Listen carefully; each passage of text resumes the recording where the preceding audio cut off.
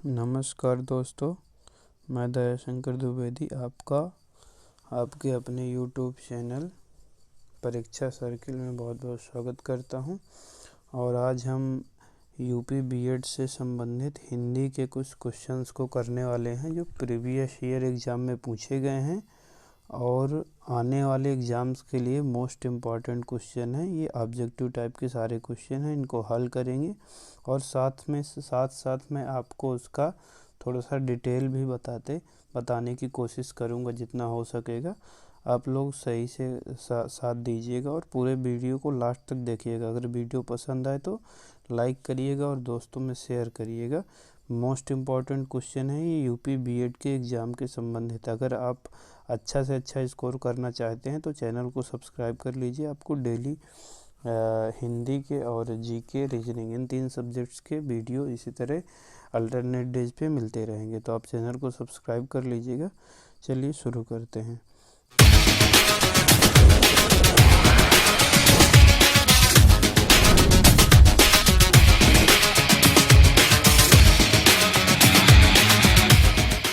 पहला क्वेश्चन है, योगदान में कौन सा समास है? तो आपको पता होगा योगदान में कौन सा समास है। इसमें 4 ऑप्शंस हैं, तत्पुरुष समास, कर्मधारय समास, बहुब्रीहि समास या अव्ययीभाव समास।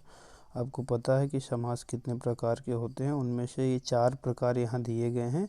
4 में से किस प्रकार का है? तो योगदान आपका तत्पुरुष समास है, क्योंकि तत्पुरुष समास में क्या होता है, आपका इसमें योग का दान हो रहा है, अर्थात का जो है उसका लोप हो रहा है। का संबंध तत्पुरुष समास, आपके तत्पुरुष समास के 6 भेद होते हैं, उनमें से का अगर लोप होता है तो उसे संबंध तत्पुरुष समास कहा जाता है। तो ये संबंध तत्पुरुष समास का उदाहरण है। आपसे कई बार ये डायरेक्ट तत्पुरुष समास ना पूछ के ऐसे ही पूछा जा सकता है कि योगदान तत्पुरुष समास में किस प्रकार का समास है, तो संबंध तत्पुरुष समास का उदाहरण है। ठीक है, चलिए दूसरा क्वेश्चन देखते हैं। नेक्स्ट क्वेश्चन है, उच्छ्वास की संधि, उच्छ्वास का सही संधि विच्छेद क्या है? तो उच्छ्वास का जो सही संधि विच्छेद होता है वो होता है उत्धन श्वास। क्या होता है? उत्धन श्वास। इसका ऑप्शन नंबर सी सही है। ये व्यंजन संधि है। आपको पता है संधियाँ 3 प्रकार की होती हैं, उनमें से एक व्यंजन संधि होती है, तो जिसमें आधा ता और आधा सा मिल के चा छो बनाते हैं, आधा चा और छा, अर्थात ये आपका ऑप्शन नंबर सी यहाँ करेक्ट हो जाएगा। ठीक है, चलिए नेक्स्ट क्वेश्चन, जो हर समय अपना मतलब साधता है उसे क्या कहा जाता है? तो मतलब साधने वाले के लिए एक शब्द प्रयोग किया जाता है, स्वार्थी। ठीक है, जो स्वार्थी होता है उसी को बोलते हैं मतलब साधने वाला व्यक्ति। परमार्थी का मतलब जो दूसरे के लिए कार्य करता हो, दूसरे का भला चाहता हो, उसे परमार्थी कहते हैं। और जो केवल अपने मतलब से संबंध रखता हो उसे मतलबी कहते हैं। और यहाँ एक अच्छा शब्द है स्वार्थी। स्वार्थी का मतलब है कि जो स्वयं का रथ चलाता हो उसे क्या बोलते हैं? स्वार्थी बोलते हैं। ठीक है, चलिए चलते हैं नेक्स्ट क्वेश्चन नंबर अगला है आपका, साहित्य जीवन की चित्तवृत्तियों का संचित प्रतिबिंब है, यह उक्ति किसने लिखी थी? साहित्य जनता की चित्तवृत्तियों का संचित प्रतिबिंब है, यह किसने लिखा था? तो यह रामचंद्र शुक्ल जी ने लिखा था। ये उक्ति जो थी रामचंद्र शुक्ल जी ने दी थी, तो इसमें ऑप्शन नंबर डी सही है। ठीक है, ये मोस्ट इम्पॉर्टेंट क्वेश्चन है, इनको याद करते चलिएगा। ठीक है, नेक्स्ट क्वेश्चन है आपका, निम्न में से कौन सा वाक्य मिश्र वाक्य नहीं है? तो कौन सा वाक्य मिश्र वाक्य नहीं? आपको पता है वाक्य 3 प्रकार के होते हैं, साधारण वाक्य और मिश्र वाक्य, संयुक्त वाक्य। ठीक है, तो इसमें आपका पहला ऑप्शन है, एक विज्ञान गोष्ठी हुई है जिसमें अनेक वक्ता बोले हैं।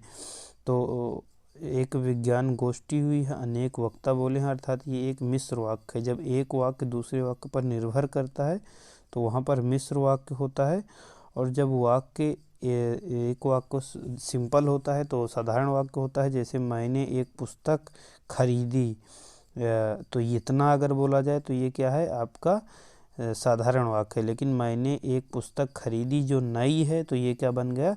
मिश्र वाक्य बन गया। इसी तरह से यह वही बच्चा है जिसे बैल ने मारा, तो ये भी मिश्र वाक्य है, मतलब बैल ने मारा वही बच्चा है, मतलब एक वाक्य दूसरे वाक्य पर डिपेंड करता है कहीं ना कहीं। परंतु जो बी ऑप्शन है इसमें क्या लिखा है, वह परिश्रमी ही नहीं वरन ईमानदार भी है, अर्थात यह मिश्र वाक्य नहीं है, ये संयुक्त वाक्य है। संयुक्त वाक्य में क्या होता है, दो साधारण वाक्य दो सरल वाक्य मिलके संयुक्त वाक्य बनाते हैं। तो एक सरल वाक्य है वह परिश्रमी ही नहीं, और दूसरा वाक्य है ईमानदार भी है। तो इन दोनों को जोड़ने के लिए वरन अव्यय का उपयोग किया गया है। तो जब किसी अव्यय के माध्यम से दो सरल वाक्यों को जोड़ा जाता है तो उसे हम क्या बोलते हैं, संयुक्त वाक्य। तो यहाँ ये संयुक्त वाक्य है, मिश्र वाक्य नहीं है। तो ऑप्शन नंबर बी यहाँ सही हो जाएगा। ठीक है, चलिए नेक्स्ट क्वेश्चन देखते हैं। नेक्स्ट है आपका बहिर्मुखी शब्द में कौन सा उपसर्ग है। तो बहिर्मुखी शब्द में आपको पता है उपसर्ग कौन सा है। उपसर्ग का मतलब होता है जो वाक्य के आगे लगा हुआ है उसे क्या बोलते हैं, उपसर्ग बोलते हैं। तो उपसर्ग यहाँ कौन सा लगा है, बहिर उपसर्ग। बहिर का मतलब होता है बाहर। तो बहिर, ध्यान रखिएगा ये बी ऑप्शन नहीं, ए वाला बहिर जिसमें आधा रा होगा, तो ये ऑप्शन आपका सही होगा। बहिर्मुखी में ए ऑप्शन सही होगा। बहिर का अर्थ होता है बाहर। ठीक है, नेक्स्ट क्वेश्चन देख लेते हैं। मर्यादा किस युग की प्रसिद्ध पत्रिका थी। मर्यादा किस युग की प्रसिद्ध पत्रिका थी, ये आपसे पूछा गया है। ठीक है, तो इजी क्वेश्चन है, कोई टफ क्वेश्चन नहीं है आप। लेकिन एक चीज़ बताइए, सारे क्वेश्चन बहुत इंपॉर्टेंट है, आप इनको नोट डाउन कर लीजिएगा। जो क्वेश्चन आपको नहीं इजीली से आ रहे हैं आप उन्हें नोट डाउन भी कर सकते हैं। ठीक है, तो मर्यादा किस युग की प्रसिद्ध कवि है, पत्रिका है। तो मर्यादा आपकी द्विवेदी युग की प्रसिद्ध कविता है। ठीक है, अगर आपको पसंद आ रहा है तो आप शेयर ज़रूर कर दीजिए अधिक से अधिक लोगों के तक, जिससे सबको इसका लाभ मिल पाए। अब आपको यहाँ विलोम शब्द बताना है। तो कृतज्ञ, कृतज्ञ का विलोम शब्द, तो कृतज्ञ का मतलब होता है जो किसी के द्वारा किए गए उपकार को माने उसे कृतज्ञ बोलते हैं, और जो उपकार को ना माने उसे कृतघ्न बोलते हैं। तो यहाँ ऑप्शन नंबर ए सही हो जाएगा, कृतघ्न। ठीक है, चलिए नेक्स्ट क्वेश्चन की ओर चलते हैं। नेक्स्ट क्वेश्चन है आपका संकीर्ण। संकीर्ण का मतलब होता है सकरा, और संकीर्ण का यहाँ विलोम शब्द होता है विकीर्ण। ठीक है, संकीर्ण का विलोम शब्द क्या होता है, विकीर्ण। तो यहाँ ऑप्शन नंबर सी आपका सही हो जाएगा। संकीर्ण का उल्टा होता है विकीर्ण। ठीक है, इसी तरह नेक्स्ट क्वेश्चन है पराग। पराग का आपको यहाँ बताना है पर्यायवाची शब्द। पराग का क्या बताना है, पर्यायवाची शब्द निम्न में से क्या है। तो पराग का पर्यायवाची मुख्य रूप से होते हैं सुगंध, खुशबू, महक, सुवास, सुरभि, परिमल, ये अन्य हैं। तो इनमें से यहाँ क्या है आपका सुगंध। ठीक है, और अन्य कौन कौन से होते हैं, सुगंध के अलावा खुशबू, महक, सुवास, सुरभि, परिमल, ये अन्य इसके पर्यायवाची शब्द हैं। ठीक है, पराग के। नेक्स्ट क्वेश्चन है मृगधर। मृगधर का आपको पर्यायवाची शब्द बताना है। तो मृगधर का पर्यायवाची शब्द क्या होता है, शिव। मृगधर किसका पर्यायवाची शब्द है, शिव। शिव के अन्य पर्यायवाची शब्द आपको पता होंगे। यहाँ आपको उत्तर आंसर नंबर क्या हो जाएगा, सी। ठीक है, शिव के कुछ पर्यायवाची इस तरह भी ये भी हैं, शंभु, शंकर, महादेव, महेश, आशुतोष, ठीक है, चंद्रशेखर आदि अन्य नामों से भी इनको जाना जाता है। तो ये इनके पर्यायवाची हो गए। पर्यायवाची का मतलब एक तरीके से आप बोल सकते हैं इनका दूसरा नाम। ठीक है, तो ये पर्यायवाची शब्द हो गए। नेक्स्ट क्वेश्चन है आपका प्रायोगिक का मतलब क्या है, इसका अर्थ बताना है। तो प्रायोगिक का मतलब है जिस भी चीज़ का पहले प्रयोग किया जा चुका हो, अर्थात ऑप्शन नंबर बी यहाँ सही है, जिसका प्रयोग पहले किया जा चुका हो। तो ऑप्शन नंबर बी यहाँ करेक्ट हो जाएगा। ठीक है, नेक्स्ट क्वेश्चन है मूढ़ चेता। तो मूढ़ चेता का क्या अर्थ होगा ये आपको बताना है। तो मूढ़ चेता का अर्थ होता है मूर्ख। मूढ़ चेता का अर्थ क्या होता है, मूर्ख। ठीक है, आलसी या अन्य कुछ नहीं, मूर्ख। मूढ़ चेता का अर्थ होता है मूर्ख। ठीक है, चलिए नेक्स्ट क्वेश्चन देख लेते हैं। गयंद।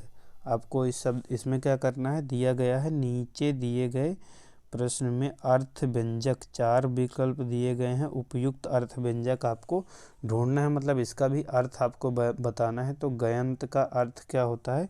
गयंद, गयंद का अर्थ होता है आपका बड़ा हाथी। क्या अर्थ होता है? गयंद का अर्थ होता है बड़ा हाथी। ठीक है, ध्यान रखिएगा, गयंद का अर्थ होता है बड़ा हाथी। इसी तरह नेक्स्ट क्वेश्चन को देख लेते हैं। पापी मनुज भी आज मुख से राम नाम निकालते हैं। पापी मनुज भी आज मुख से राम नाम निकालते हैं, इस काव्य पंक्ति में कौन सा अलंकार है?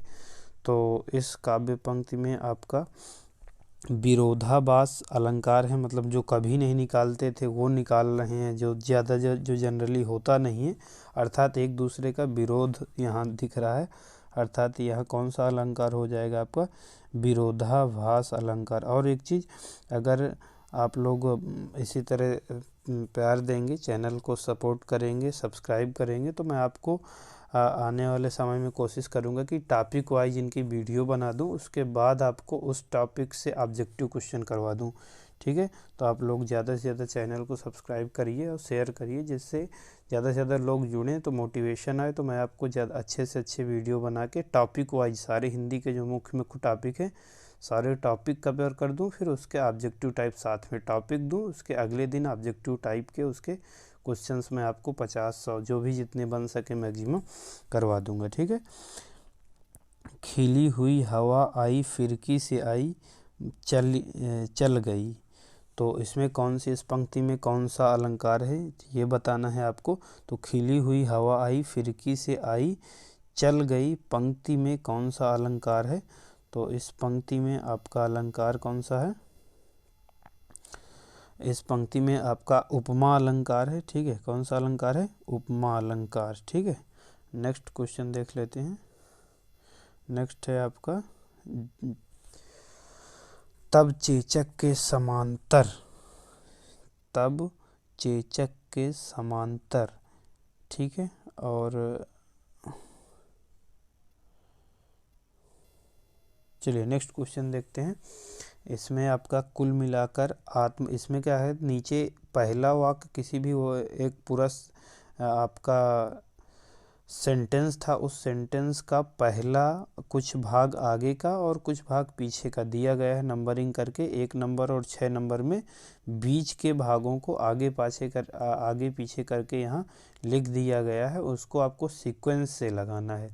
ठीक है, तो जैसे जिससे एक अर्थपूर्ण पूरा निकल आए सेंटेंस, कुल मिलाकर आत्मरक्षा, पहला शब्द है इसमें, पहला सेंटेंस है कुल मिलाकर आत्मरक्षा, और अंतिम है निपुण किया जाता है। तो बीच की ये जो 4 सेंटेंस है इनको हमें सीरीज से लगाना है। तो कुल मिलाकर आत्मरक्षा, और उसके बाद क्या कौन सा शब्द आएगा? के मामले में महिला आयोग, कुल मिला के आत्मरक्षा के मामले में महिला आयोग। फिर इसके बाद आपका आएगा की रपट, महिला आयोग की रपट तथा पुलिस अधिकारियों की बातों से यही निष्कर्ष सामने आता है कि छात्राओं को आत्मरक्षा के लिए सुरक्षा के तरीकों में निपुण किया जाता है। ठीक है, तो इस तरह से आपका ये सही होगा, इसमें आपका ऑप्शन नंबर सी सही हो जाता है, अर्थात आपको सीक्वेंस से लगाना है जिससे एक अर्थ निकल आए, फिर उसी सीक्वेंस के आधार पे उत्तर हो जाएगा। यहाँ आंसर नंबर आपका कौन सा होगा? सी। ठीक है, चलिए नेक्स्ट क्वेश्चन देख लेते हैं। अगला है, ये भी उसी तरह, इसको भी सेट करना है आपको। तो इसमें क्या दिया हुआ है? राज्यों को विभिन्न योजनाओं के लिए, फिर इसका अंतिम सेंटेंस है संतुलित क्षेत्रीय विकास करना है। ठीक है, संतुलित क्षेत्रीय विकास करना है, तो इसमें ऑप्शन नंबर आपका कौन सा होना चाहिए? राज्यों को विभिन्न योजनाओं के लिए योजना आयोग के माध्यम से, विभिन्न योजनाओं के लिए योजना आयोग के माध्यम से जो संसाधन दिए जाते हैं उनका उद्देश्य देश के विभिन्न भागों में संतुलित क्षेत्रीय विकास करना होता है, अर्थात ऑप्शन नंबर आपका बी हो जाता है। कौन सा? ऑप्शन नंबर बी हो जाएगा। उसके बाद नेक्स्ट क्वेश्चन देख लेते हैं। ठीक है, नेक्स्ट क्वेश्चन है, देश में संतुलित क्षेत्रीय विकास और इसका अंतिम भाग है सीधे निवेश किया जाना। तो इन बीच के कुछ लाइनों को हमें सेट से करना है। तो देश के संतुलित क्षेत्रीय विकास, इसके बाद क्या रखना चाहिए हमें, तो इसमें आ जाएगा आपका सबसे पहले की प्रगति का सबसे महत्वपूर्ण कारण। देश में संतुलित क्षेत्रीय विकास की प्रगति का सबसे महत्वपूर्ण कारण सरकारी क्षेत्रों के उपक्रमों के जरिए, मतलब ऑप्शन नंबर एल, सरकारी क्षेत्रों के उपक्रमों के जरिए केंद्र सरकार द्वारा उन उद्यमों में योजनागत और योजनेतर संसाधनों द्वारा सीधे निवेश किया जाना है। अर्थात ऑप्शन नंबर यहाँ कौन सा होगा, ए सही होगा। ऑप्शन नंबर ए सही होगा। ठीक है, ऑप्शन नंबर ए सही हो जाएगा। ठीक है, चलिए ठीक है, नमस्कार सभी लोगों को, जय हिंद। और आप लोग इसी तरह चैनल के साथ जुड़े रहिए और लोगों के साथ शेयर करिए, दोस्तों के साथ अधिक से अधिक संख्या में, आपको बहुत अच्छा कंटेंट मिलेगा। धीरे धीरे चीज़ों को सुधारा जा रहा है, कुछ चीज़ें अभी चूँकि नया चैनल है, बहुत सारी चीज़ें सेट नहीं है, तो बहुत सारी चीज़ें सेट करना है, सेट हो जाएगा। आप लोग इसी तरह साथ दीजिए और आपको अच्छा कंटेंट मिलेगा, इस चीज़ का मेरा आपसे वादा रहा।